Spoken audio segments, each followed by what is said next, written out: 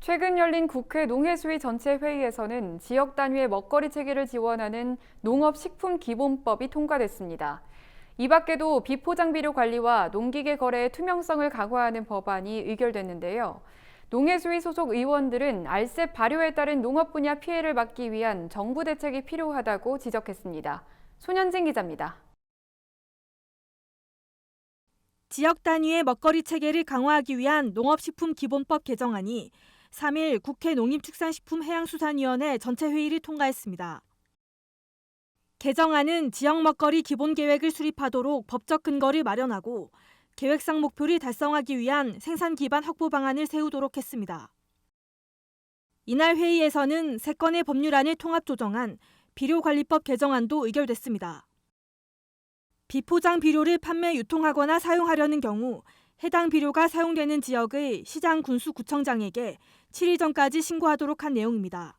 이 밖에도 간척지 활용 사업의 정의에 임산물 생산 가공을 위한 개발 사업이 포함되도록 한 법안과 농기계 거래 이력 관리를 강화하는 법안이 통과됐습니다.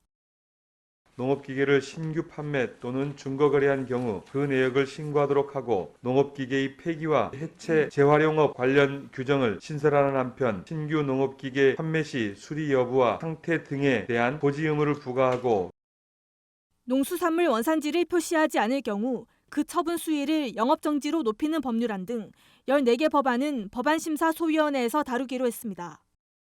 법안심사소위에 회부된 법안 가운데는 청년 농어업인 육성을 위해 매년 8월 8일을 청년 농어업인의 날로 정하는 법안도 포함됐습니다.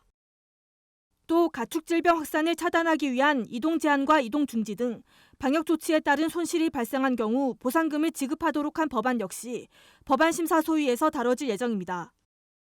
이번 회의에서는 영내 포괄적 경제 동반자 협정, 알셉 비준 동의안이 전날 국회 본회의를 통과한 데 따라 농업 분야 피해 대책을 정부에 요구하는 목소리도 나왔습니다. 김현수 농림축산식품부 장관은 열대 과일 수입에 따른 간접적인 피해가 있을 것으로 예상된다며 보완책을 마련해 추진하겠다고 답했습니다.